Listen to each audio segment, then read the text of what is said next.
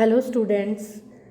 College शिक्षा विभाग राजस्थान द्वारा ज्ञानदूत कार्यक्रम 2.0 जो स्नातक कक्षाओं के लिए शुरू किया गया है उसमें आपका हार्दिक स्वागत, अभिनंदन। मैं doctor Poonam Bajaj, assistant professor समाजशास्त्र, Chaudhary Balluram Godara government girls college से आज आपके साथ जो विषय लेकर आई हूँ वह है वैज्ञानिक विधि या साइंटिफिक मेथड। जब हम समाजशास्त्र में वैज्ञानिक विधि की बात करते हैं तो उससे पहले हम बात कर चुके हैं विज्ञान के बारे में, और हमने यह समझ लिया है कि विज्ञान जो है वो किसी भी विषय का व्यवस्थित अध्ययन करने को कहा जाता है।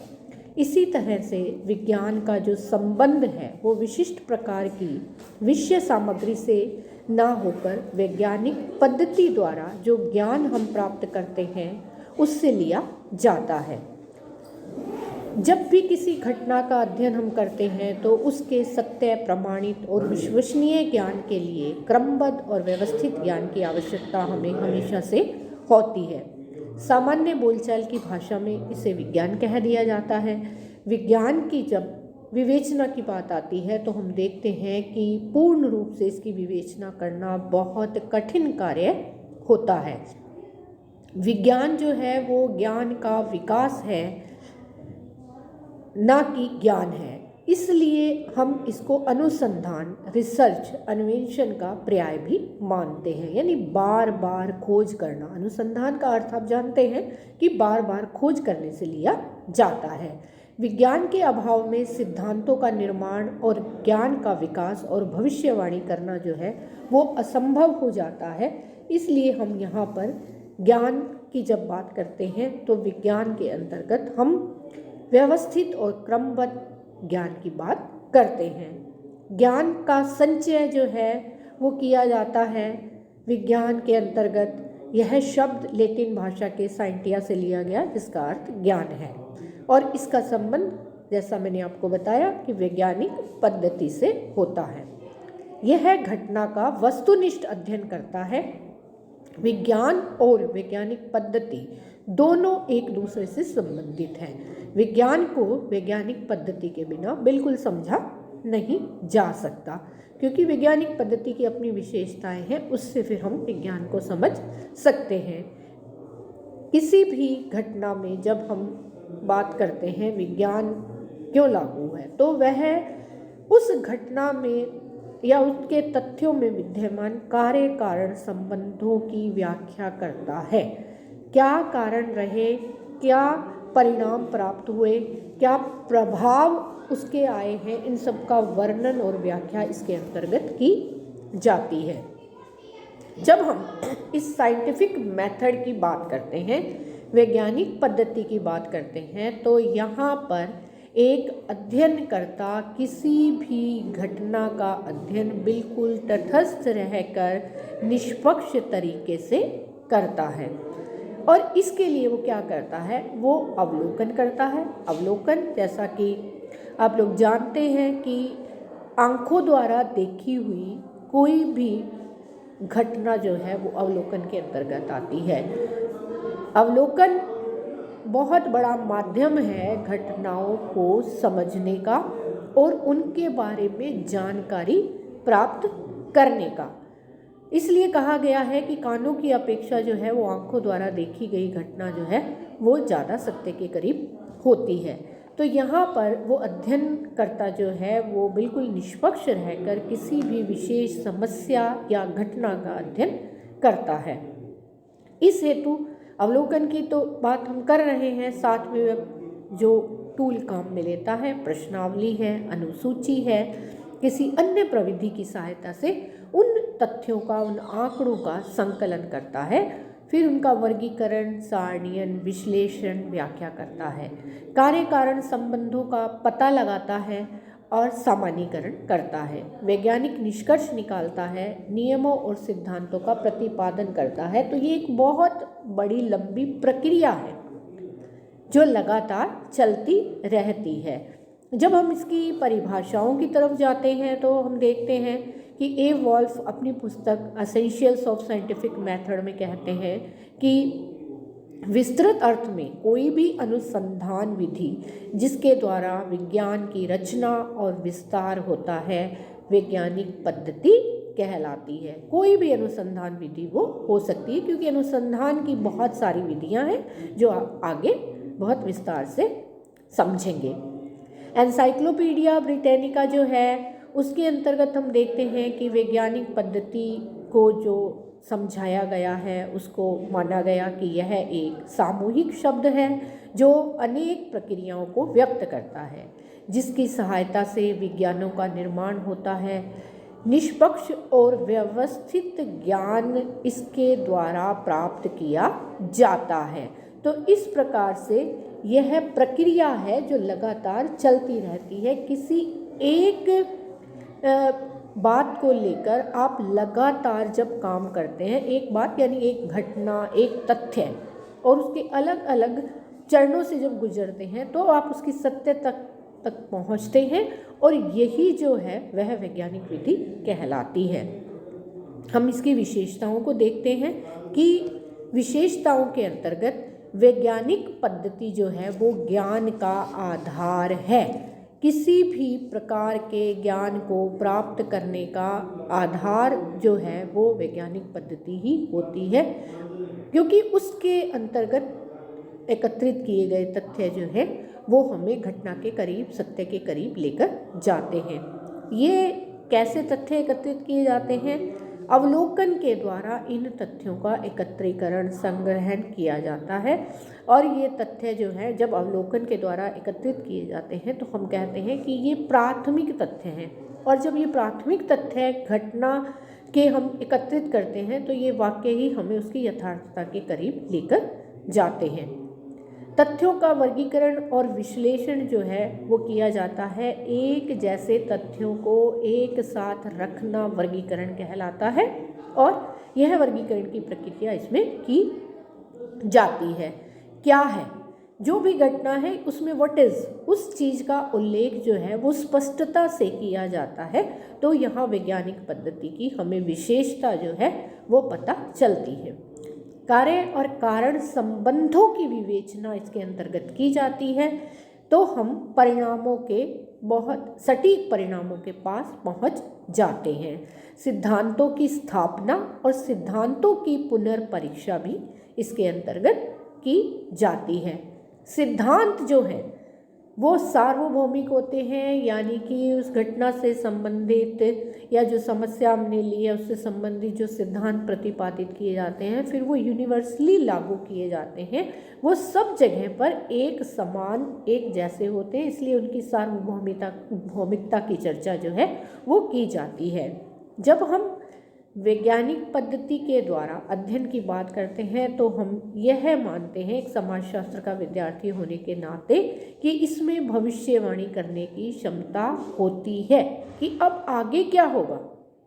इस बात को एक समाजशास्त्री, एक अनुसंधानकर्ता यहाँ समझाने का प्रयास करता है, और इस अध्ययन में वस्तुनिष्ठता, ऑब्जेक्टिविटी पाई जाती है, यानी अपनी भावनाओं और अपने विचारों को अलग रखकर अध्ययन को किया जाता है। एक अध्ययनकर्ता से, एक अनुसंधानकर्ता से यह अपेक्षा की जाती है कि वो अपने विचारों को उस घटना या समस्या के अध्ययन के अंतर्गत नहीं लाए, बल्कि जैसी है वैसा ही उसका अध्ययन करे। तो हम कहते हैं कि यह वस्तुनिष्ठता के करीब है, या वस्तुनिष्ठ तरीके से ही हमें सामाजिक घटनाओं का अध्ययन जो है वो करना चाहिए।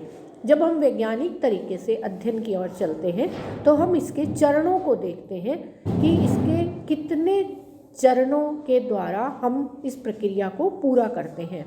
अलग अलग समाज वैज्ञानिकों ने इसके अलग अलग चरणों की व्याख्या हमारे सामने की है। तो हम ये देखते हैं कि जैसे पीवी यंग जो है वो 6 चरणों की बात करती हैं, लुंडबर्ग जो है वो 4 चरणों की बात करते हैं, लेकिन हम इसको छोटे छोटे भागों में बांटकर देखते हैं कि हम एक अनुसंधान की प्रक्रिया को वैज्ञानिक पद्धति के द्वारा लगभग 14 चरणों में पूरा करते हैं। जो हम यहाँ पर देखते हैं 13 या 14 चरणों में हम इसको पूरा करते हैं। ये सबसे पहला और सबसे महत्वपूर्ण चरण जो हमारे सामने आता है वो आता है समस्या का चयन करना। मान लीजिए आप कोई भी अध्ययन करने के लिए जा रहे हैं तो सबसे पहले आपको बिल्कुल स्पष्ट होना चाहिए कि आपको किसका अध्ययन करना है और उस समस्या का चयन क्यों कर रहे हैं, उस अध्ययन की आवश्यकता क्यों है। तो आप अपने कार्य में आगे बढ़ते चले जाते हैं और वैज्ञानिक पद्धति के अनुसार आप उस कार्य को शुरू करते हैं। फिर उसके उद्देश्यों का निर्धारण किया जाता है। मान लीजिए हम ये एक जो है वो समस्या लेते हैं कि पंचायती राज में जो चुनी हुई महिलाएं हैं या जो सरपंच के पद पर महिलाएं चुनकर आ रही हैं वे किस प्रकार से, उनके कार्य का स्तर कैसा है, उनकी सामाजिक आर्थिक स्थिति कैसी है, और हम इसको अपनी समस्या के रूप में लेकर उनका अध्ययन करना चाहते हैं। तो अब हम जो उद्देश्य निर्धारण करेंगे वो उसी समस्या के अनुरूप करेंगे कि हमने उन महिलाओं को जो चुनकर आई हैं, क्योंकि हमें उनके कार्य के बारे में जानकारी प्राप्त करनी है, उनके सामाजिक आर्थिक क्षेत्र के बारे में जानकारी प्राप्त करनी है, तो हम सबसे पहले यह उद्देश्य लेकर चलेंगे कि उनकी शिक्षा का स्तर क्या है और उनके कार्य करने के तरीके क्या हैं, क्या वे किसी अन्य व्यक्तियों से सहयोग लेती हैं, अन्य व्यक्तियों के ऊपर पूरी तरह से निर्भर है या अपने कार्यों को वे स्वयं करती हैं। तो इस तरह से एक एक करके बिंदुओं को लेकर हम अपने उद्देश्यों का निर्धारण अपनी समस्या के अनुरूप करते चले जाते हैं। फिर हम अध्ययन क्षेत्र का निर्धारण करते हैं कि हमें कितनी और किस क्षेत्र की महिलाएं जो है वो जो चुनकर आई हैं उनको अपने अध्ययन के लिए लेना है, उत्तरदाताओं के रूप में हमने रखना है उनको, जिनसे हम अपने अध्ययन कार्य को आगे बढ़ा सकते हैं। अध्ययन की इकाई का निर्धारण, क्योंकि हम जो एग्जाम्पल मैं आपके साथ शेयर कर रही हूँ उसमें हमारी अध्ययन की इकाई महिलाएं हैं, तो हमारा निर्धारण हो गया। अब हमें ये देखना है कि हमें उनमें कितनी इकाइयाँ जो है वो अपने अध्ययन के लिए लेनी है संख्या में। फिर हम उनका उसके लिए प्राकल्पना का निर्माण करते हैं कि प्राकल्पना जो है वो हमारे अध्ययन कार्य को आगे बढ़ाने के लिए एक बहुत ही एसेंशियल आवश्यक जो है वो चरण है प्रक्रिया के, इस प्रक्रिया के रूप में। यानी हमने जो परिणाम प्राप्त करने हैं हम उसकी पूर्व कल्पना कर लेते हैं, प्राकल्पना पूर्व में हम सोच लेते हैं, अनुमान लगा लेते हैं, और इस प्रकार से फिर जब हम अपने कार्य को पूर्ण कर लेते हैं, अनुसंधान कार्य को, तो हम देखते हैं कि ये कार्य जो हमने प्राकल्पनाएं बनाई थी क्या वो वास्तव में सही सिद्ध होती हैं या नहीं सिद्ध होती हैं। वो हो भी सकती हैं और नहीं भी हो सकती हैं, ये बात आप ध्यान में रखिए। लेकिन प्राकल्पनाओं का निर्माण एक आवश्यक चरण के रूप में यहाँ होता है।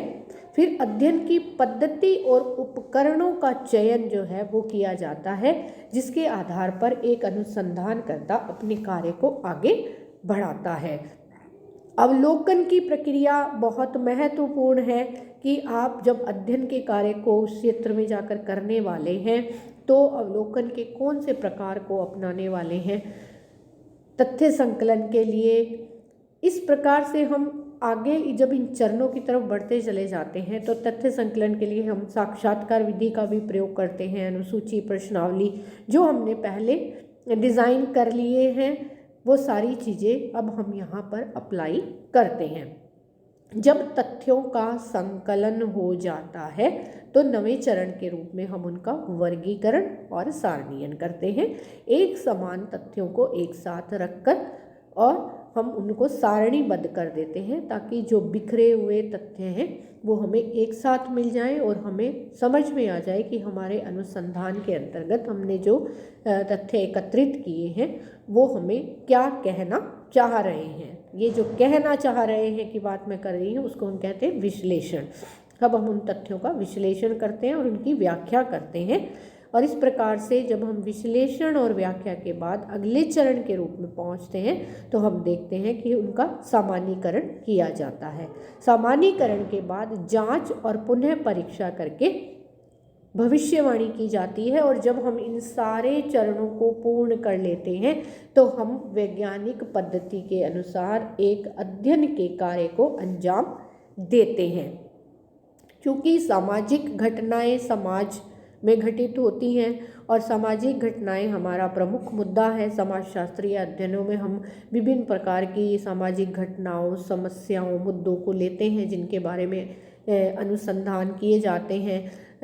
नई नई रिसर्चेज, नए नए उनके रिजल्ट्स जो है वो प्राप्त करने के बाद भी अगला अनुसंधानकर्ता उसी विषय को लेकर कार्य कर सकता है। तो समाजशास्त्री जो है वो इस प्रकार के अध्ययनों में क्या है में रुचि लेता है, ना कि क्या होना चाहिए की बात करता है।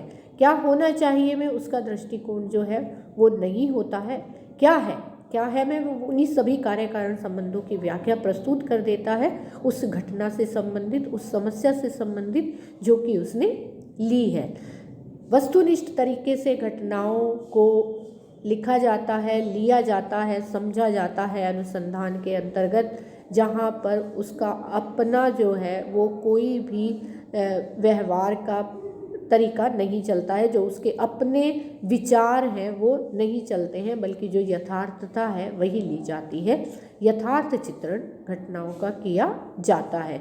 जैसे एग्जाम्पल के तौर पर कन्या भ्रूण हत्या का मैंने यहाँ पर एग्जाम्पल लिया है कि यदि कन्या भ्रूण हत्या का हम समाजशास्त्रीय दृष्टि से अध्ययन करना चाहते हैं तो हमें उसके वर्तमान रूप, उसके उत्तरदायी कारकों, किन परिस्थितियों में कन्या भ्रूण हत्या को प्रोत्साहित किया जा रहा है, समाज में इसका क्या प्रभाव पड़ रहा है और भविष्य में आने वाले समय में किस प्रकार से यह समाज को किस दिशा की ओर लेके जाएगा। बदलता हुआ लिंगानुपात और गड़बड़ाता हुआ लिंगानुपात हमें दिखाई देता है। तो ये सारी चीज़ें हम इसके अंतर्गत देखते हैं। इस प्रकार से हम किसी भी, ये एक छोटा सा एग्जाम्पल मैंने आपके साथ शेयर किया है, कोई भी एग्जाम्पल हम बाल अपराध के ऊपर, हम महिलाओं की समस्याओं के ऊपर, नशे के ऊपर, हम जो विद्यार्थी असंतोष है या कॉलेज के अंदर जो समस्याएं हैं, महाविद्यालय में छात्रों की अनेक समस्याएं या महाविद्यालय में छात्रों के सामाजिक आर्थिक स्तर, किसी भी विषय को लेकर हम इस प्रकार के कार्य जो है अनुसंधान के कार्य कर सकते हैं। उसमें वैज्ञानिक पद्धति के सभी चरणों को अपना सकते हैं। तो अब समाजशास्त्रीय अध्ययनों की सहायता से न केवल वर्तमान घटनाओं की विवेचना और व्याख्या की जाती है, बल्कि भविष्य में घटित होने वाली संभावित घटनाओं का उल्लेख भी किया जाता है।